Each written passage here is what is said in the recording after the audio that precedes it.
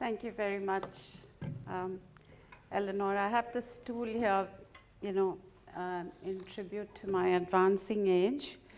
I also want to protest having to follow those incredible videos, which have already given you in a nutshell many of the ideas I wanted to share today.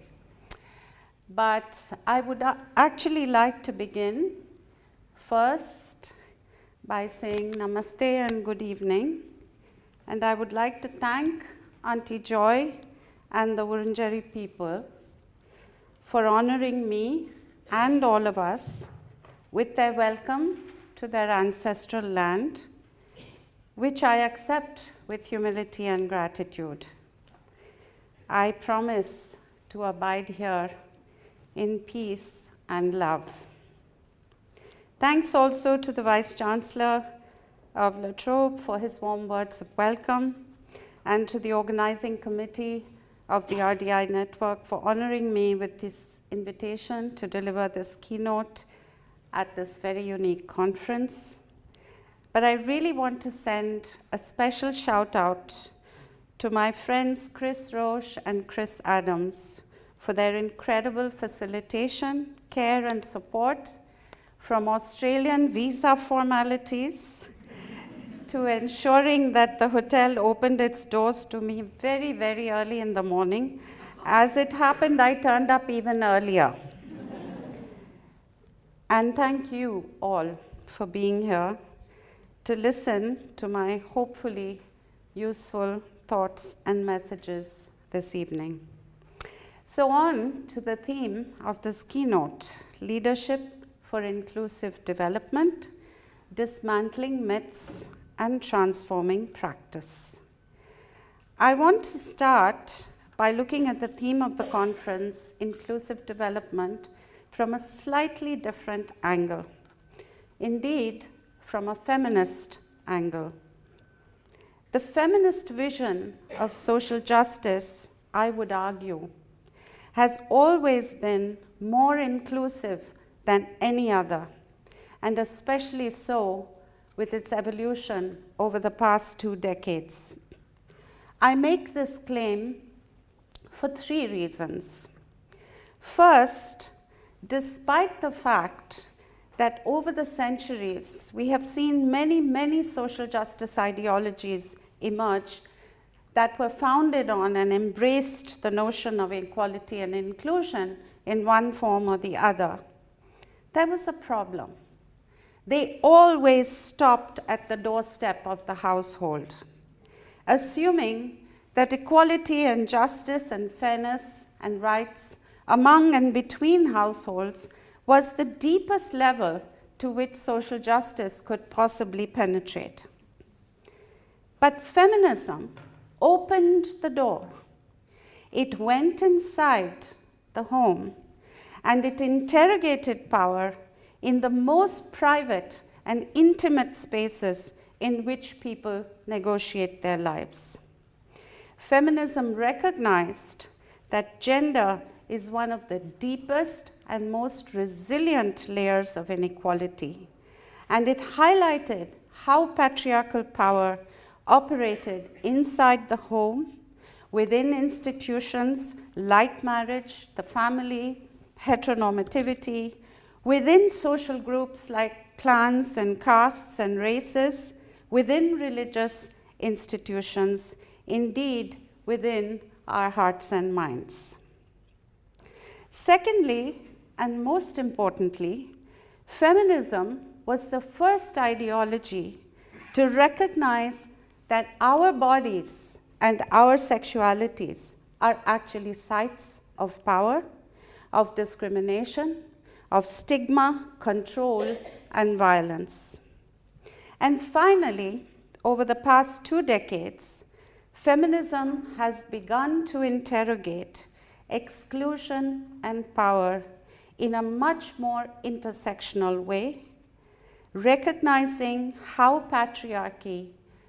essential it is for patriarchy to operate with and through and in cooperation with a range of other power structures, be they race, nationality, caste, class, religion, heteronormativity, or ableness, or any other.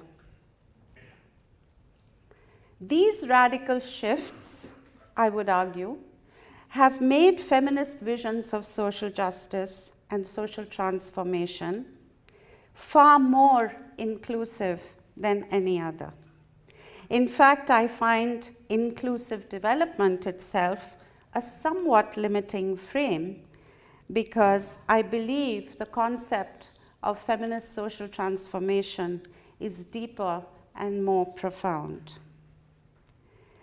Ironically, this amazing journey of examining power and exclusion at deeper and deeper levels within feminist movements and organizations has been accompanied by a very ambiguous and complex journey in the search to create a concept and practice that we could call feminist leadership.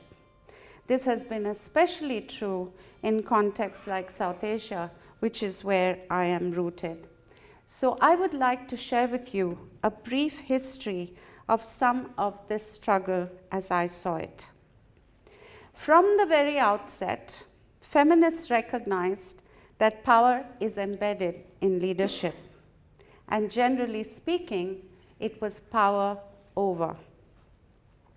Feminists in South Asia, and indeed in many parts of the world in the 70s and 80s, reacted not just against patriarchal models of leadership, which concentrated so much power in individual leaders, what we call the individual hero model of leadership, but also reacted against the organizational structures that were based on this model.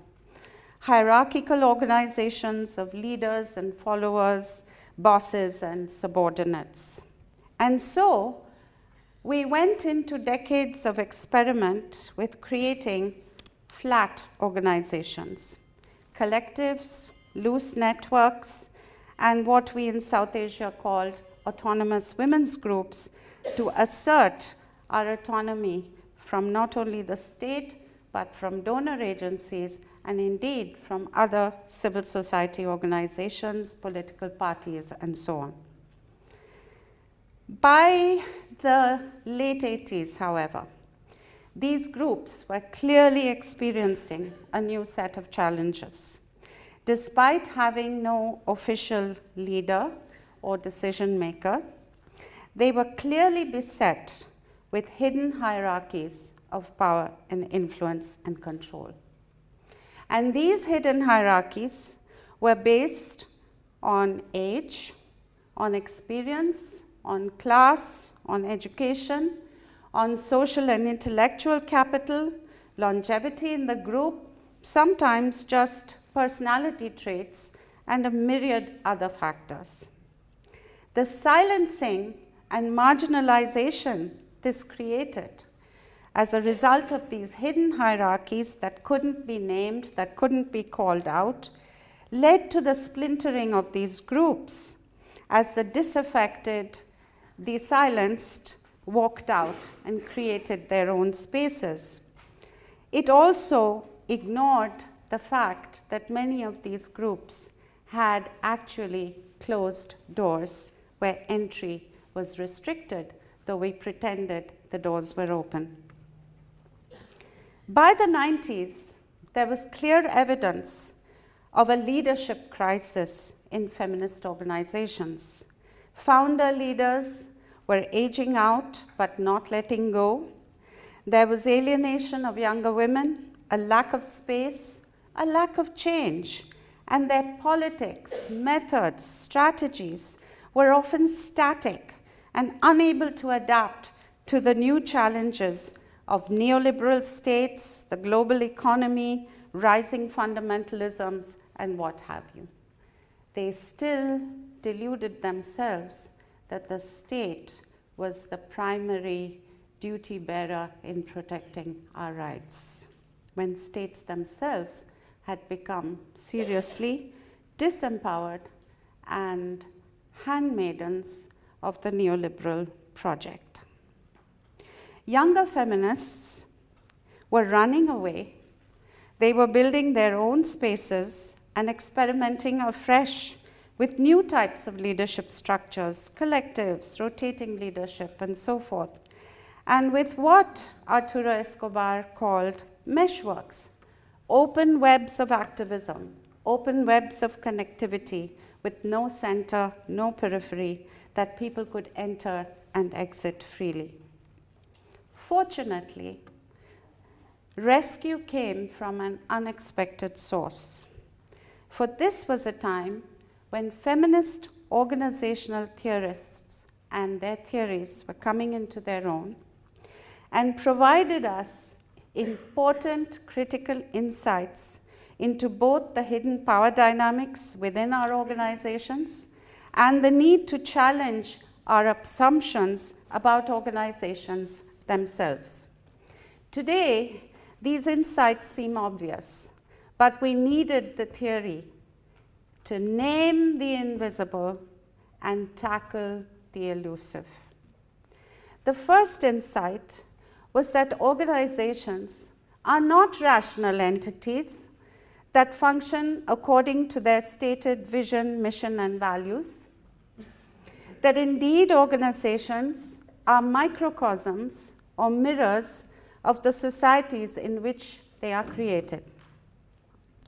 So patriarchal, exclusionary, hierarchical societies produce patriarchal, exclusionary, hierarchical organizations. However, particularly in the case of feminist or social justice organizations, they can hardly say, well, look here, we're going to be deeply patriarchal and hierarchical in here. So these hierarchies, these discriminations, these biases, these deeply internalized senses of power and privilege become hidden in what the theorists call the deep structure or deep culture of our organizations. What are deep structures? I wish I could show you my lovely visual on this. I've done a radical thing today by not using PowerPoint. I'm experimenting with this new methodology called reading out a speech. So what are deep structures? Simple, really.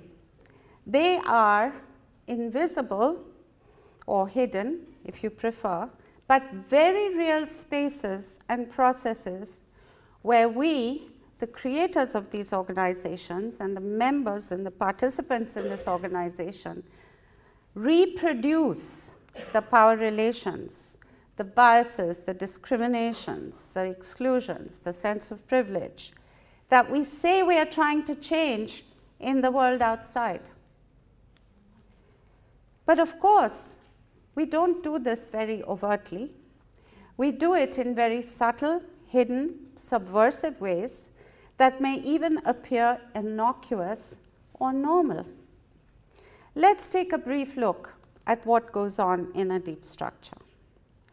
There are all sorts of informal, invisible decision-making processes that underlie the formal ones. Think of an example. The informal norms, working late, working weekends, subservient, unquestioning behavior, sycophancy, doing personal favors for the boss, are quite contrary to the formal ones, and this leads to certain kinds of behavior and norms being rewarded with promotions, representational opportunities, recognition, praise, great performance reviews, while others are subtly penalized, like those who question, those who challenge, and those who dissent. Another widespread deep structure phenomenon is the presence of hidden groups of power and influence in the organization that may have nothing to do with the formal leadership structure in the organization. And I think you know what I'm talking about. Some of the organizations I've worked with have named these as, for instance, the Old Boys Club, the Founding Group, often based on longevity in the organization, informal connections to the formal leadership, and so on. Finally, deep structures are where the personal biases of individuals within them are often expressed even when these violate the formal policies of the organization. Homophobia, biases against or stereotypes about people of certain castes or ethnicities or religions, gender biases. Sometimes these biases take, as I said, seemingly innocuous forms. Women know this well. The privileged male colleagues assume, for instance, that it's all in good humor to constantly remark upon women's dress or appearance. Oh, you looked so nice in pink. You should always wear your hair this way. Or that she's cranky today, so it must be that time of month. The other theory that has transformed our understanding of leadership, particularly in the world of feminist organizations, is called power under. And it was developed by a psychoanalyst, Stephen Weinman. Weinman treated survivors of severe trauma or persistent oppression, violence, torture, abuse, genocide. Women survivors of domestic violence or sexual assault, survivors of the Rwandan genocide and the Holocaust, people who had grown up in refugee camps.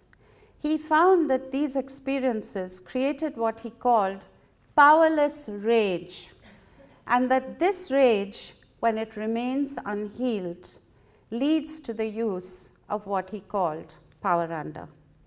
The destructive power of the victim to manipulate or sabotage situations or people who make them feel powerless.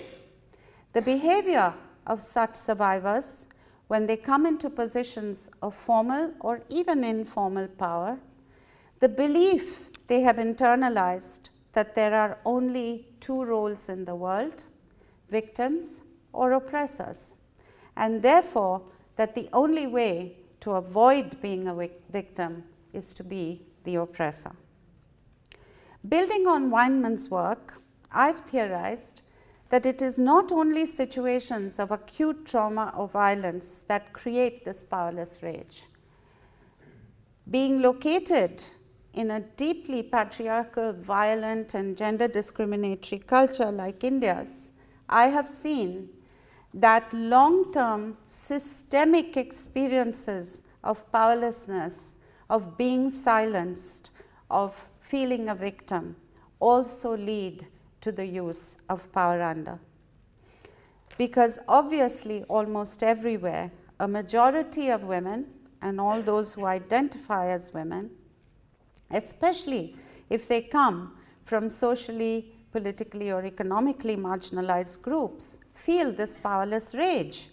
So even when women embrace feminism and create organizations to fight structural gender-based injustice, they often bring this powerless rage to their role as leaders and reproduce the very oppressive behavior which they are trying to change in the world beyond.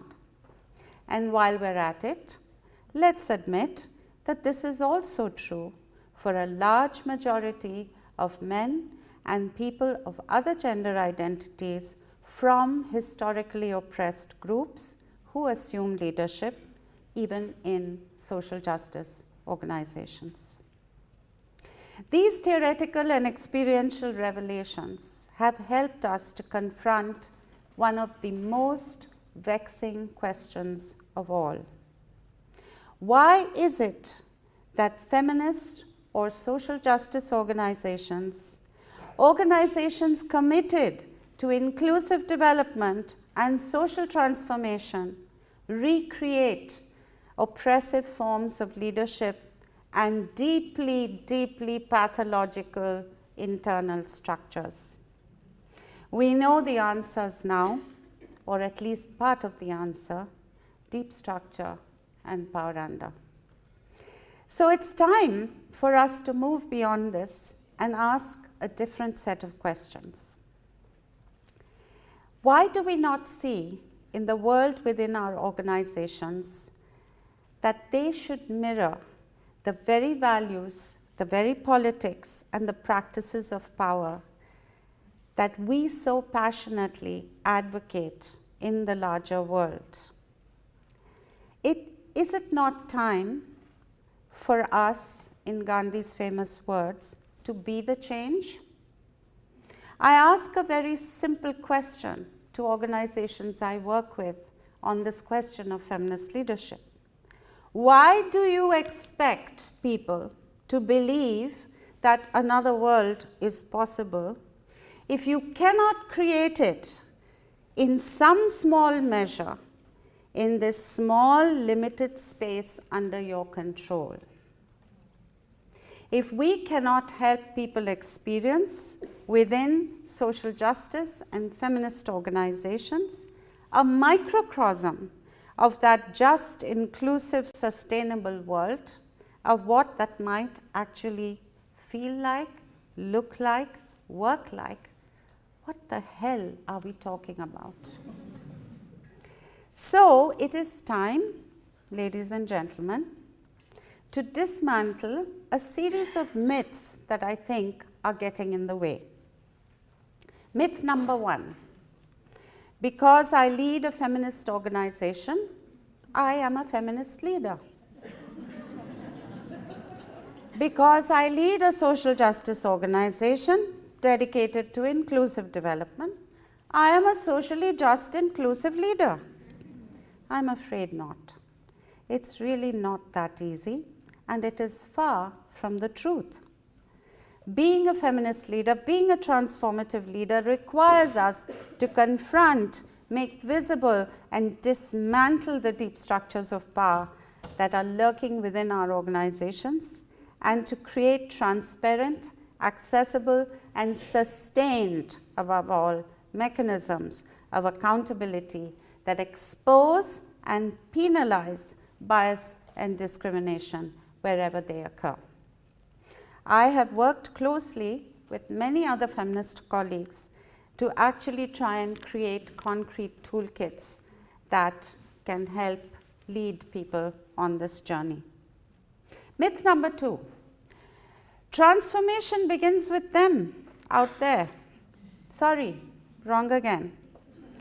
The journey of transformation begins with the self, with each one of us looking within, confronting our own practices of power, our own biases, and submitting ourselves with great humility to self-examination and the need for internal change. Be the change. Mirror the process, the struggle, the shift in practice. Transform yourself, and others will soon follow. Do not leave yourself behind as you work to ensure that no one is left behind. Myth number three: leadership is about power, authority, and control, about being in charge, being the boss. Well, I think you all know and agree that this is the lowest form of leadership. It's what I call leadership with a very small L.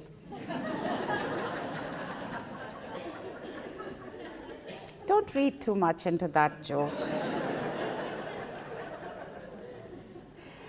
I want to quote dear old President Truman, who I think captured this very small L leadership very well when he said, leadership is a man who can persuade people to do what they don't want to do, or do what they're too lazy to do and like it. Sadly, this is the kind of leadership that's thriving all around us, that we've grown up with. It arises from these deeply hierarchical societies, but it has shaped our understanding of the concept itself. So the word leader conjures up images, and I'm glad these videos have disrupted that image to some extent. Somebody who sits on top of a heap, even if it is a dung heap.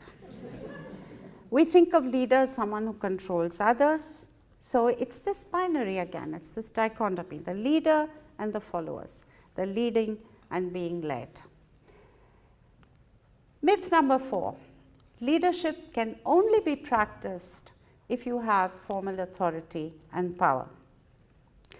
Would you agree that we are living in times when many of the leaders around us are practicing what I will call dark leadership based on oppressive power, authority, and control?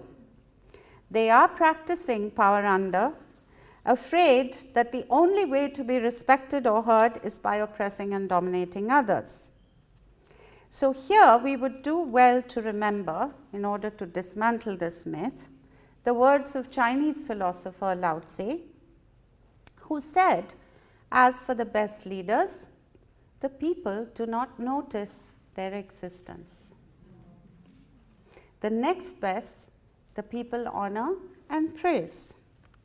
The next, the people fear. And the next, the people hate. Sadly, we are increasingly governed, our nations are increasingly governed by leaders who seek praise, but often whom the people fear or even hate. Myth number 5, but I am so powerless, how can I lead?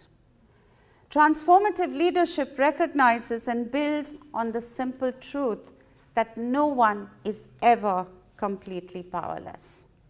We all have power within us. Unfortunately, our connection to this inner power is easily and frequently broken. But if we engage in conscious processes to reconnect with it, we can unleash it with great effect. And please note, inner power, true inner power, which is not power under, is never manifested as aggression or domination. It is radiant, it is liberating, it's a force for change far greater than any dictator, any army, or any weapon the world has seen. Here are some great examples, some of them from my own context. It is the young daughter of a house challenging rules about her dress, where she can and cannot go, whom she may or may not interact with, or simply confronting her parents' long-held biases against people of particular castes, communities, religions, or sexual expression. It is the women, including me, who gathered in parks and other public places across major cities in India, especially after dark, spread out our mats and did what we call a meet to sleep in order to claim our right to be in such spaces free of harassment or violence. And all this was catalyzed by a young woman who started a campaign called "We Never Ask for It." It is that young Swedish schoolgirl, Greta Thunberg, mobilizing tens of thousands of children around the world, demanding the world's leaders take action to save the planet for them. It is the housewife who starts an online petition from her dining room table against the sexual harassment of girl children in schools, often by their teachers. It is Shamim Akhtar, a middle-aged widow in Pakistan, who decides to become a truck driver and succeeds against all odds and social pressures. It is the Dalit woman, barely literate, a landless laborer, who mobilized her fellow workers to demand minimum wages from the local landlord. And it is my grandmother, thank you, who encouraged me to question and break the gender rules of the time that suffocated her intelligence and her capability. None of these people felt they were powerless, though they had no formal power. For the truth is that leadership can be practiced, as the video rightly said, from any role or space or job that we do. And it is always about catalyzing change and unleashing the power not only within ourselves, but within those around us to create change. Which brings me to the final myth, number 6, in case you've lost count. That to remain in leadership, we have to hold on to and aggregate our power. Never share it or give it away. But the greatest leaders in the world, the Gandhis, the Mandelas, the great gurus and spiritual guides and prophets of human history, they knew the real secret. The more you share power, the more powerful you become. The more you give away power in the form of domination and control, and work instead on inner transformation, the more powerful you become. I must tell you in all humility that I have experienced this truth in my own life. 20 years ago, I made a formal decision to surrender all positions of formal leadership and, in fact, to place myself under younger feminist leaders and work under them. But I know myself today to be more powerful than I ever was then. Dismantling these myths and rebuilding our understanding of leadership assumes greater urgency, I think you will agree, at this historic moment, where everywhere in the world we see the emergence of leaders, regimes, and politics that reinforces a model of leadership that is deeply troubling, anything but inclusive, and far from transformative, and above all, profoundly patriarchal. The tough guy, the boss man, the one who brooks no dissent, who leverages our darkest fears and insecurities to enable violence against some other. So I'd like to end, I am actually ending, by sharing with you the challenge that Otto Scharmer, founder of a fascinating place called the Presencing Institute, calls the need for an axial shift in our thinking. He calls on us to move away from applying 20th century lenses to 21st century problems. He asks us to recognize that the axes along which our societies and our polities are being polarized are no longer the left and the right, or the progressive and the reactionary. He proposes that there are completely different cycles that are now at work. The one cycle he calls absencing, based on the closing of hearts, the closing of minds, and the closing of our will. Absencing builds on fear, anger, hate, and ignorance. Through, he says, 4 processes: desensing, desensitizing us to others, blinding us to many facts and realities, blaming others, and finally, exclusion and destruction. The other cycle, which he calls presencing, is based on open hearts, open minds, and an open will. It builds on seeing, sensing, learning and clarifying, and above all, co-creating. In other words, the 2 axes are of closed systems and mindsets and open systems and mindsets.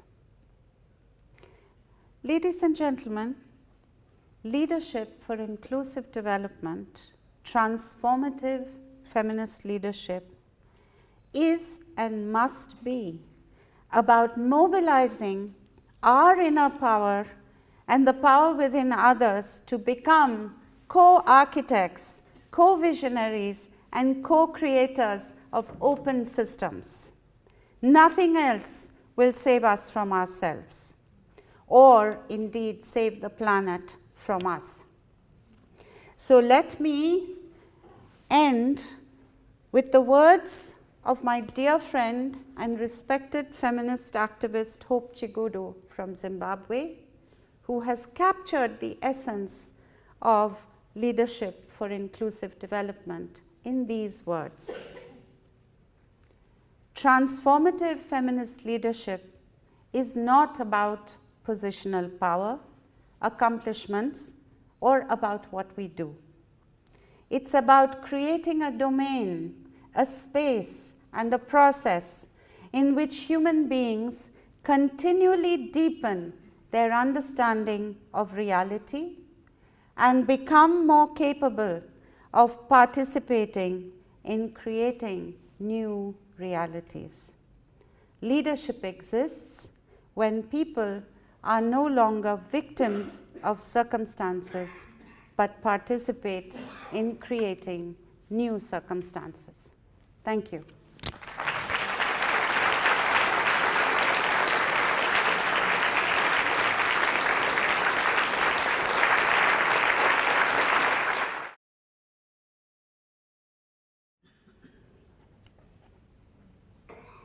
And of course, I know the answer to all these questions.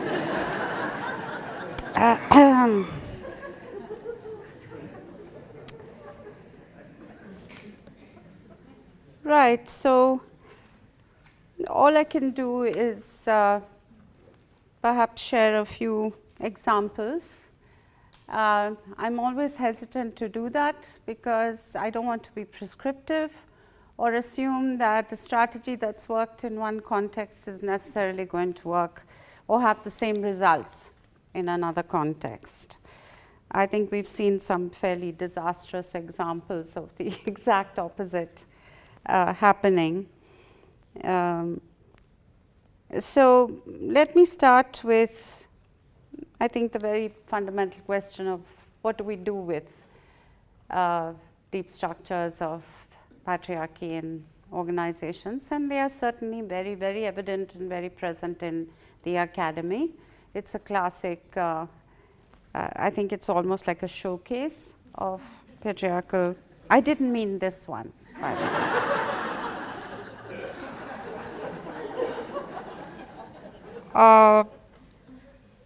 Yeah, I mean, medicine, hospitals, I mean, you know, those are all structures which are, I think they've evolved in deeply patriarchal histories. I think one of the things that has worked for many people is to start by creating spaces, very informal, small spaces, where you bring other women together to talk about these experiences. Because one of the ways that deep structures survive, as some of you in this audience who've attended my workshops know, is because we don't talk about them. Yeah?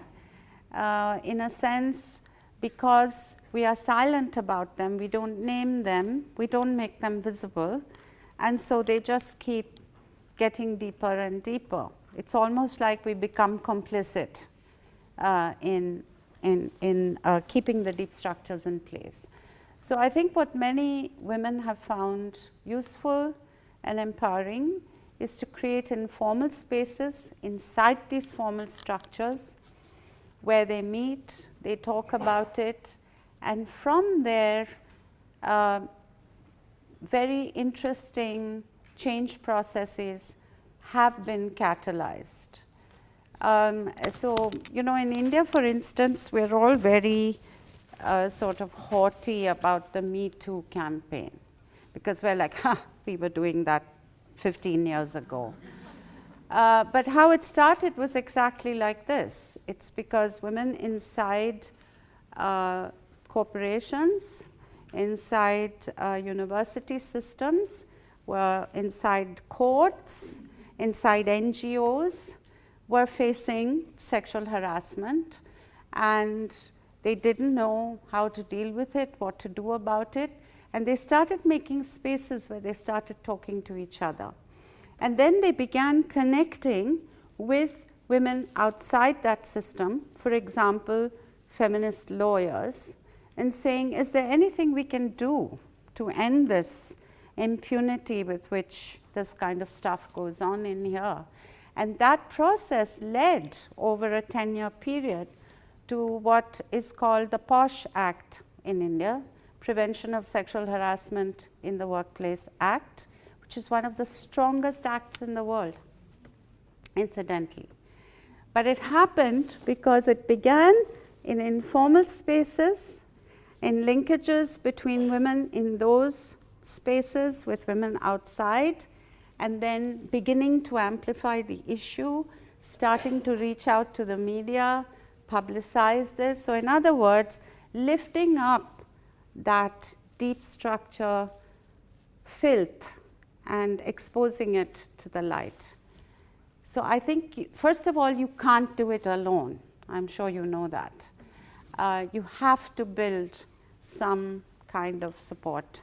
And if it doesn't come from within, from other women inside that system, you have to build it from women outside it. So that's one. Oh dear, the non-profit donor neoliberal complex.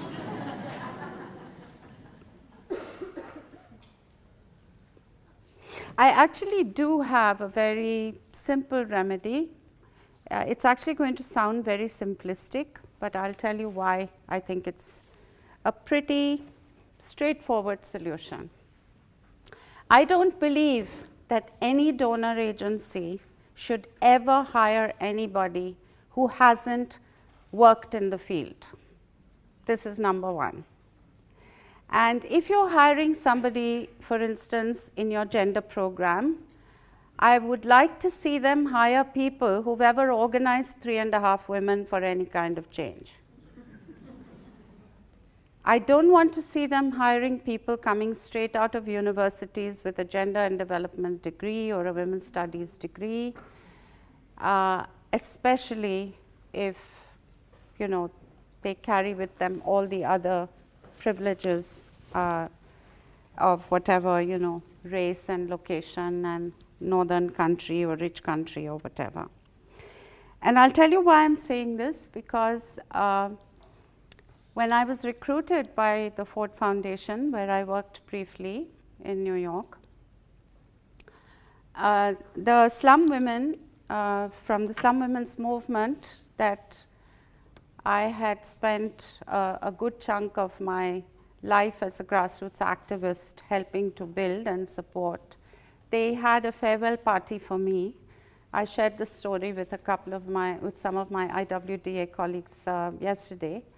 And they said at the party, now we've taught you everything you know, and we're very proud of what you've become. Now you're really smart and you understand what it takes to build a movement.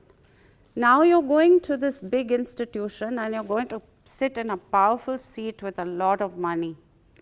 But remember, we'll be sitting like ghosts on your shoulder. And we'll be watching where that money goes. And every time you step back here, we're going to ask you, what did you do to support the struggles of poor women? Okay, so that was like my mantra.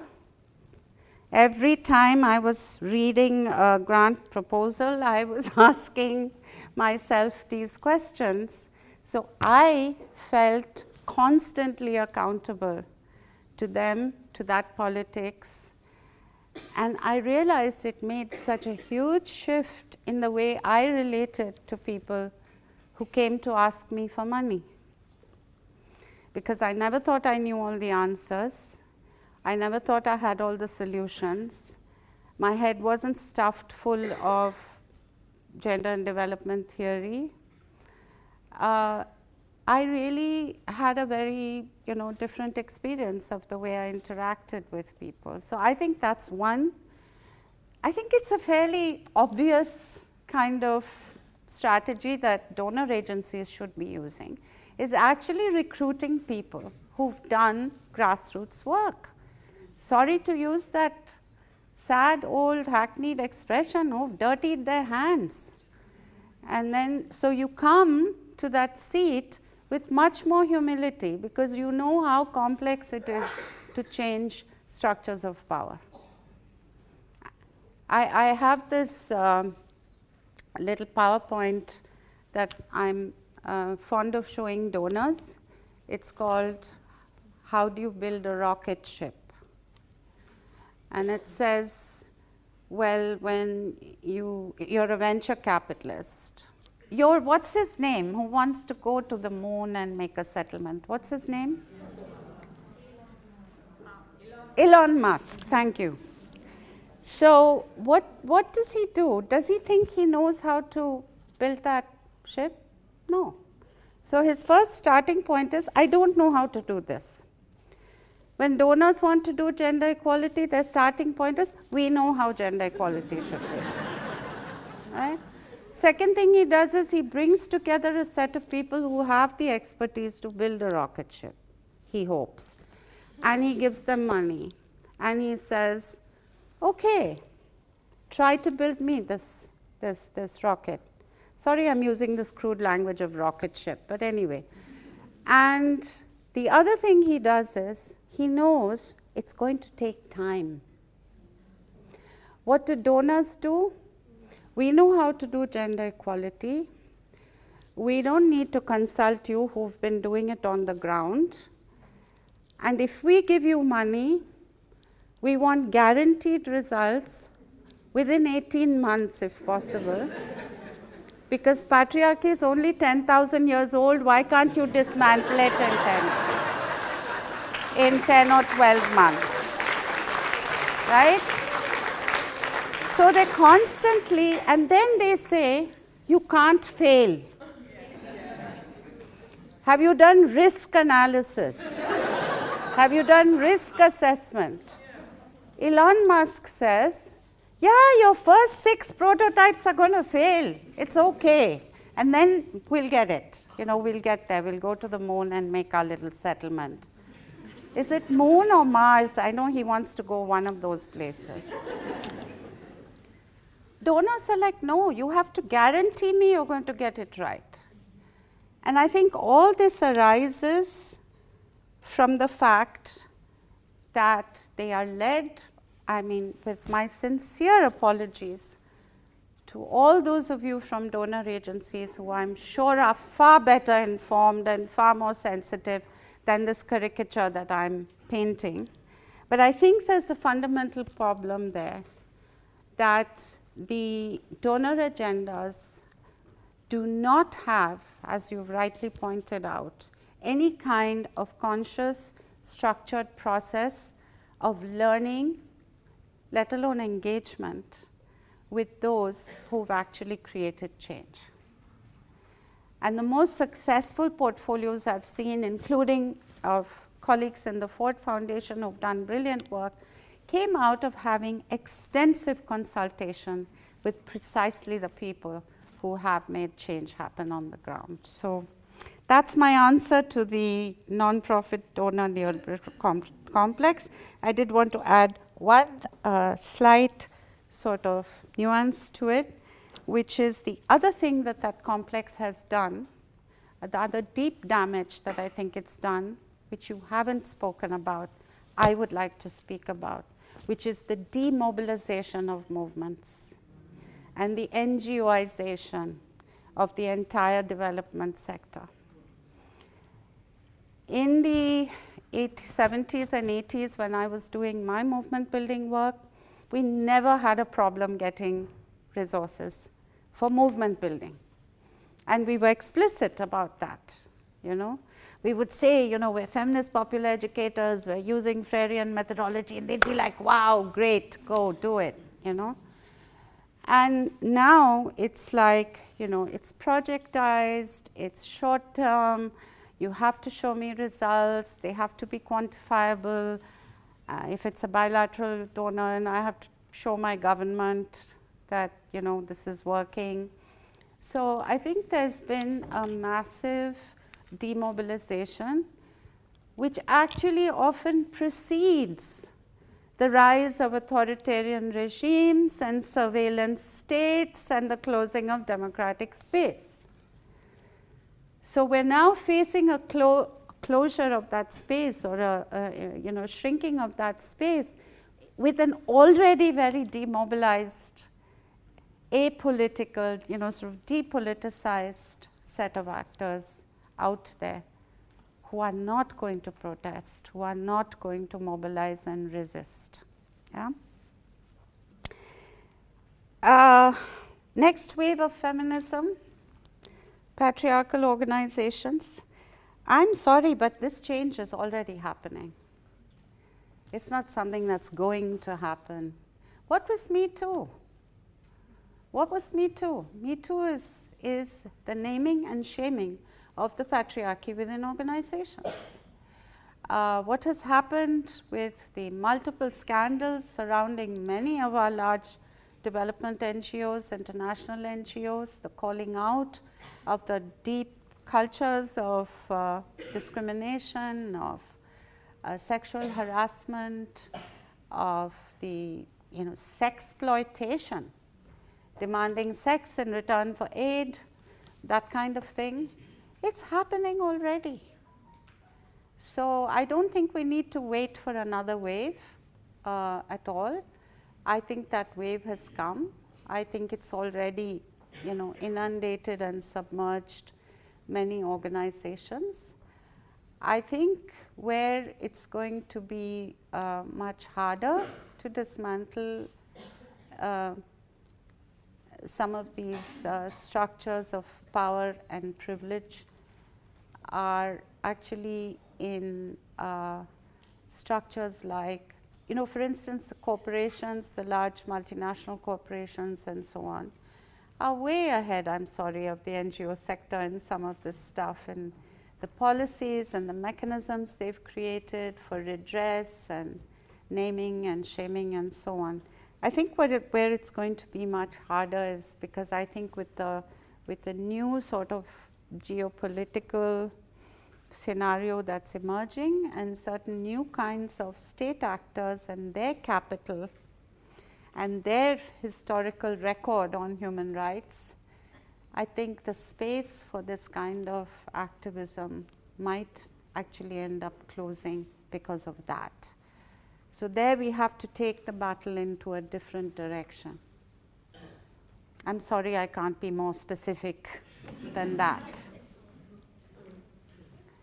I also see an interesting sort of mutation happening, that for instance some very nationalist, religious fundamentalist parties are openly co-opting and embracing so-called feminist agendas and goals, calling for dismantling of all customary law, customary arbitration systems under the rubric of gender equality and equal rights for women. So I think those are some of the complexities. When they embrace our agenda, what do? I'll stop there.